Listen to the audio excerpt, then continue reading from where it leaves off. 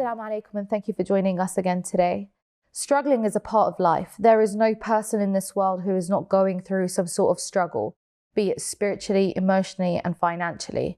The best examples of struggling in the way of Allah are embodied by the 72 greatest martyrs of Karbala, and of course the Prince of Martyrs, Imam Al Hussain alayhi salam. In particular, Lady Zainab's struggles began in childhood when she lost her mother, Lady Fatima alayhi salam. Her life thereafter was a constant struggle. She supported her brothers and father, witnessed the tragedy of Karbala, lost her children. She was imprisoned in Syria, but still carried the flag of Hussein by holding majalis. Her life is a story of struggles. Today in our communities, our women also struggle with many things. This could be with the expectations from their own families, demands placed on them by husbands, children, and of course in their careers. Let's take a closer look now. So ladies, what are some of the struggles that young women face in today's society? I think the main struggle in today's society and in our community at the moment is a subject that no one really wants to talk about, or it's just being raised more and more recently, which is the subject of mental health. I think a lot of us tend to dismiss it or still see it as a taboo, or not talk about our own personal struggles. Because going through the struggles of spiritually, emotionally, and financially can put somebody into depression very, very easily, and people don't realize it starts off with low mood and they've got no energy, and then they cut themselves up from going out more often. They find themselves just not doing the same things they used to do or enjoy the same things that they used to enjoy. But people don't realize it because it's such small steps, but downhill so quickly, where they end up in a position where they can't seek help, because you can't really, what are you going to do? You can't really go to family and say, I'm depressed, and everyone's going to cheer you, yeah, let's fight it. No one's going to do that. Especially within our community. It's exactly. so difficult because mental health is that topic where if you say that you've got any sort of depression or anxiety, whatever it may be, you're considered crazy. Exactly. And you can't tell anyone. You can't say anything to anyone else. Yeah. Don't say things like that. No. It's crazy the reaction that you'd get. Yeah. I mean, I've seen it. If I were to say that I'm depressed, I know that I've got reaction saying, well, no. Yeah. And I've seen it within the workplace as well. I've seen it within schools and universities. We are raising so much awareness for mental health in certain institutes. Yeah. But yet it's still seen as a taboo. It's still seen like, okay, if you are depressed, no, honey, that's just you being sad. It's not. Or you get told to man up. Man up. That's the one thing that's been frustrating. How many guys, especially in our societies, how many young boys are struggling? They've just entered at their 20s, they've just graduated, they want to earn some money, they want to maybe set up some sort of fund so they can get married and start off a life. How they're struggling a lot. And then even when they get married, they might be in financial debt. How many of them have taken out borrowed money, or their family have borrowed money from other people to be in debt just to provide for a wedding? And then they end up, financial strain is one of the biggest number one causes for depression, obviously with emotional to some extent. But then that kind of plays back, because when you just want to open your mouth and say something like, I'm struggling financially, if it was a guy, everyone would be like, well, man up. You're a guy, you're the provider. You need to work harder. You need to work more hours. You need to earn more money. You need to change your job, whatever it is. That's what you get told. Well, I think in our communities that I find a lot of the response to mental health is, you don't believe in God. You don't have enough faith. Because if you had enough faith, you wouldn't be depressed. And that's the stigma that we have coming from that background. How do you approach your parents and they tell you, oh, you must not have enough faith, something's wrong with you then? I'm glad you mentioned this, because I've heard it so many times. Well, okay, when you're upset, go read Quran, go pray. And I'm not saying that the spirituality doesn't help. I'm not saying reading the Quran doesn't help. It does. But for those it doesn't help, they fall into the gaps. Definitely. And I think there's a lot of research that has shown people who belong to a group of faith, they tend to get out of mental health disorders or depression much more easily than those that don't have faith, because faith gives us that little sparkle of hope. And when you've got that hope, there will be a light at the end of the tunnel. No matter how long that tunnel is, no matter how small the light at the end is, there is, and you believe in the idea of it because you believe in God and you have faith. But those that don't have a faith, they tend to be more lost. But regardless of people believing in God or how strong their spirituality is, how can we support them? Because that's between them and God. And yes, this is why we need to change the stigma. That's why we need to be there when someone when a sister comes to us and says, I feel really low in mood, I have just broken up with my fiance, or I've just gotten divorced, they are going through a very sad emotional time. And instead of saying them, well, it's okay, you'll be better off, or you deserve better anyways, or just get over it and get back on your feet and focus on your career. There's a lot of these things that are being said, but they don't realize what emotional strains actually has on people. And emotional health and mental health, it might all be just in your head at the beginning, but it will then start to show as part of physical health. You start getting chest pain or headache, and you feel dizzy, you start feeling tired, you don't have the same energy levels. And it's really, really important that we point that out, and that we are there in a nice, I think we need to probably have some seminars, some courses, some lectures, how to show empathy or sympathy for people in need, in mental health especially, not just depression, bipolar, as you've mentioned, acute psychosis, people that have come out of it, or how to help people who have had mental health problems in the past and are settled on medications. Because we unfortunately tend to label them as crazy. We don't have an in-between. You've got either crazy or sane in our communities. And when someone is labeled as crazy, we would treat them as disabled. And I have seen so many people in my professional life and personal life that have had mental health problems in the past and are completely stabilized on medications, but yet people treat them as if though they were still disabled.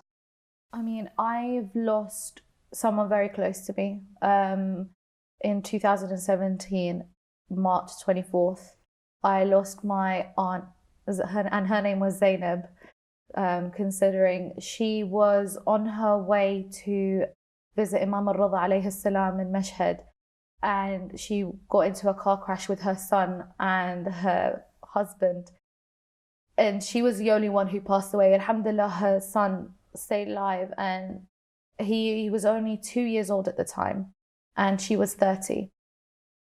And that was the moment that I knew death is coming for everyone. I mean, you always know that death is there. It's always there at the back of your head that at one point you're going to die, but I didn't assume that it was going to be at my door. I didn't assume that it was going to go knock on the door of my aunt's house and take her. And that, it hurt. It hurt. I didn't know how to deal with it. I didn't know how to take death.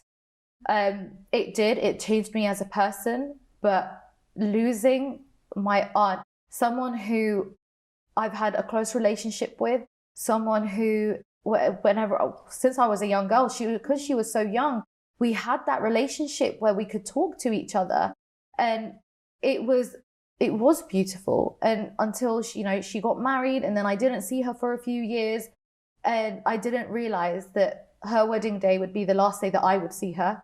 I didn't realize that her wedding day would also be the day that she'd be buried. And I didn't realize these things at all. So it was a huge wake-up call for me. But given that so many people lost her, she lost my mum, she lost a sister. Her mum lost a daughter, and her son lost a mother. And that's what hurts the most, because when I went to visit Iran and I went to see her son, I had never seen him before. He was 2 years old, and instantly he saw me. And because I look so like I look similar to my aunt, he assumed that I was his mother. And he hugged me and cried, and he would sleep with me every night. And instantly I built that relationship with him, but you could see that he was looking for that love. You could see that he was yearning for that attention. He needed someone. He knew his mother wasn't there. He knew who I was. He knew my name was Noor, but he wanted something to connect him to his mother. And that's what's heartbreaking about losing someone. My aunt, as a mother, she was amazing. She was there for 2 years, but the second this was her firstborn, and she was absolutely fantastic with him. She did everything possible to make sure he had everything that he needed. She took him to, all the early classes that she could, just to make sure that he got everything, the right education as well. Even though he was only 2 years old, there's only so much you could do. She's never missed a birthday, and she wanted to make sure that didn't happen. And the fact that she was just so strong for him. And she died with holding him in such a way. So she was in the front seat and she had him in her arms. And the person who actually took her out after the car crash, He said, we only thought there were only two people, a man and a woman. Only then did we realize that there was a child in her arms, because she had wrapped him around so much and she had broken every bone in her body. She sacrificed herself for her son. And that to me is a great woman. I mean, she is absolutely amazing for what she did and how she died, because all she could think of, all I can imagine she could think about, was his safety and keeping him safe. And when he came out, the only thing he had was a scar right through his forehead, but it was just open skin. But every single bone in her body had broken. That is amazing. And I wish I could be such a mother. I wish I could be such a mother. I mean, some of the struggles that I faced after losing my aunt, it was many of my relationships had, broken off. And it wasn't because there was a problem, but because I needed support and it wasn't there. And it just made me realize that I need to make sure that I prioritize right. And how I prioritize my life. I struggled to maintain my faith because it was something that I didn't understand. And it took me time. It took me time after someone sat down with me and had a conversation to explain to me that being dead isn't necessarily a bad thing. Being dead is you're just at one step closer to Allah. And that is what kept me going. That's what really kept me going. That I also struggled with trying to be happy or in any situation when I'm sitting down with friends or family, and then someone will drop a joke and then you laugh, and then it's just like, I shouldn't be laughing. Yeah. My aunt passed away. I feel guilty instantly. This guilt just rushes over me. I struggled to stay at work. I had to take some time off work. I just couldn't work. And I had 2 jobs at the time, and I remember going to teach at school just because it was this whole other act that, I knew exactly what I was doing. I didn't need to do anything else. I didn't need to talk to anyone. I just needed to teach. But at my other workplace, I struggled. I genuinely struggled to engage and, help people because I needed the help. Yeah. My mental state wasn't okay. I wasn't okay. So I didn't feel that I was okay to help anyone else. Not just you, but other people lose that person too, and you have to be there for them. Like my dad lost his sister, and my mom as well, like my sister as well. They all struggled, and you have to be there for them as well. I have never lost someone in my life, and it's really heartbreaking and quite touching to hear your guys' stories and experiences you've been through.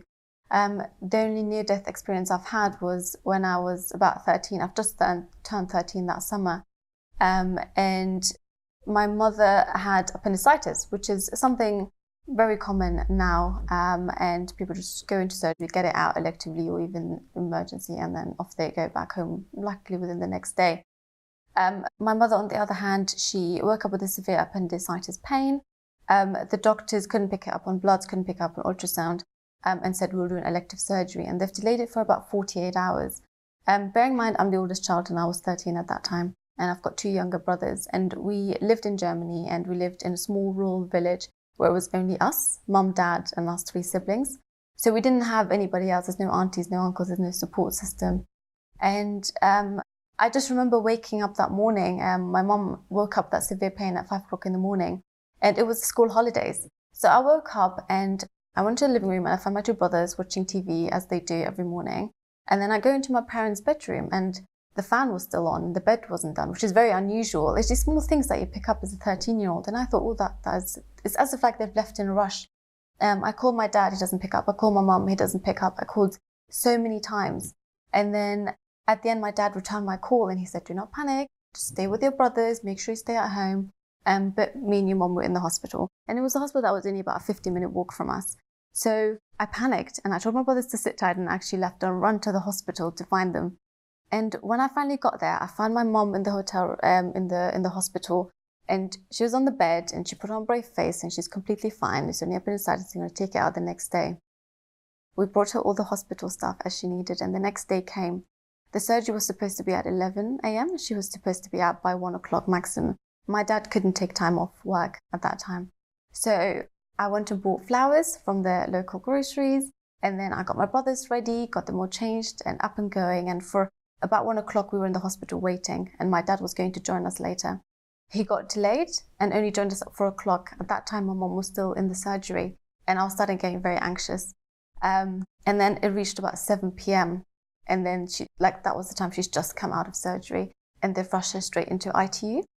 And I was really confused. And I still remember my dad went into intensive care, and there was a sign said minimum age 13. And I was so grateful. I was like, thank you, Allah, that I've just turned 13 because I can go inside and see my mother. And I've gone inside, and it's really strange because now seeing all these monitors and those beeping machines might have become something completely normal for me because I see it day in, day out. But at that age, when I was young and I saw these beeping machines and the tubes and the pipes coming out of mom, I was really confused, and she couldn't even open her eyes or talk. And I just saw my dad going to the window and cry. And I remember it in so much fine detail that it's as if it just happened yesterday, and it still hurts the same because if we lost our mother, and just that feeling like I had to step up my game. I had to be there. I had to be in mom's position. My mom was in there for about 11 days in intensive care because she got septicemia. And I still remember the surgeon coming in and talking to my dad and saying she was a hair width away from death and we saved her life. And I still remember that. And the struggle after that, my mom was in hospital and I knew she was alive and she was recovering. But then at home, I tried doing all the cleaning as much as I could as a 13-year-old. I tried cooking and I'd burned myself so many times. And it all failed, but I tried. And it's that bit when you're trying to step up your game, you're trying to fill in the shoes that you can't. Your mother is a whole different league, especially not at such a young age. And I think it's really unfortunate when us young people lose our parents. A lot of people in our communities, I know a lot of friends I know have lost their mothers. And the struggle that they go through, no matter what age, even if you're old and you grow up and you have your own children, if you lose a parent, that is significant. That's a significant life event that will drag you down and that will affect you on a whole new level. I mean, I can't imagine losing my mother. I mean, if I felt like that by losing my aunt, imagine my mother who I've been with for so many years. My mother's been my rock. She's been everything to me. She's my friend. She's my protector. She's my backbone. I mean, I rely on my mum for everything. And to just even have the thought of losing her, I feel completely disabled. Yeah. Disabled from doing anything. That sensation to even of lost. Think. Exactly. That horrible feeling in the pit of my stomach is kind of just there, you know? And it's only because my mother has been everything. Yeah. She's been my teacher. It's just my God, she's been everything. And there's no other way for me to kind of explain the role of my mother in my life. Yeah. But right now we're on we've got a good relationship with friends.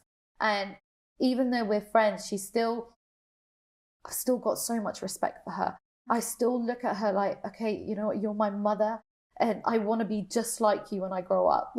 Even though I've grown up, but I want to be able to be that strong. I want to be able to be just that intelligent. The way they have a sixth sense.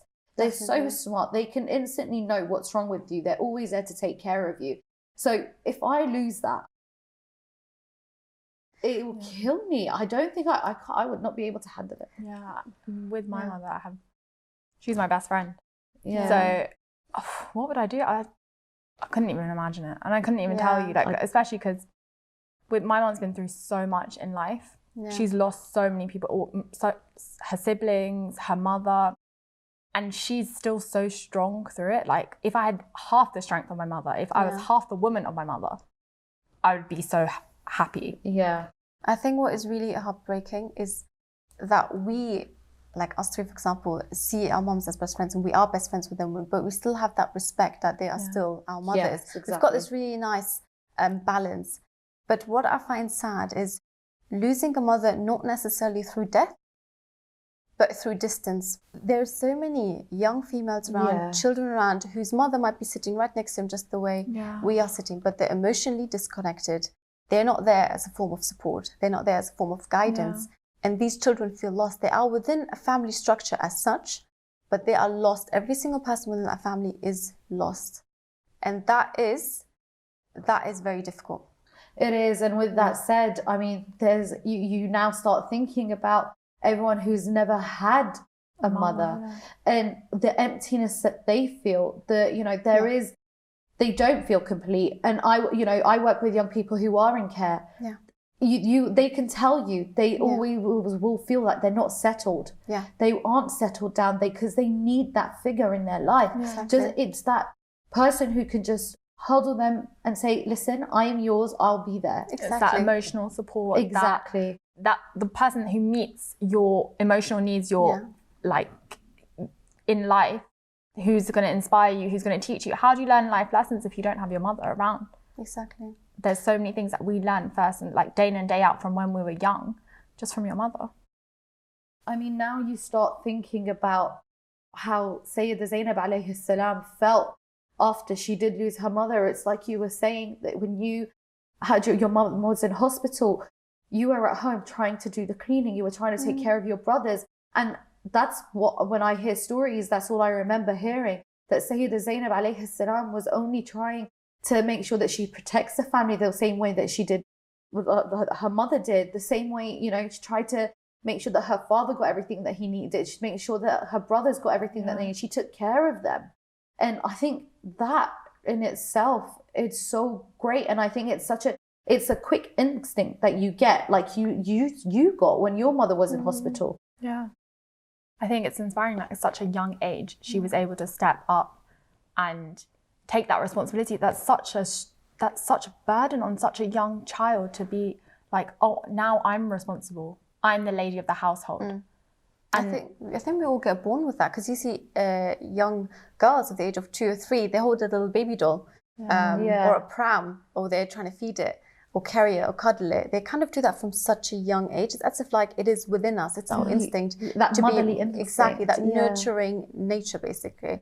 Yeah, I mean, but it also brings you back to the thought, she just lost her mother. Yeah. We've just been talking about what would happen, how we would feel if we lost our mother. And it's something that we can't handle. Now she's lost her mother, yet she's still standing. She's still so strong. She's still taking care of everyone. All that strength will come from Allah subhanahu wa ta'ala. And she had to still carry on the message of the Ahlul Bayt and the message of her mothers.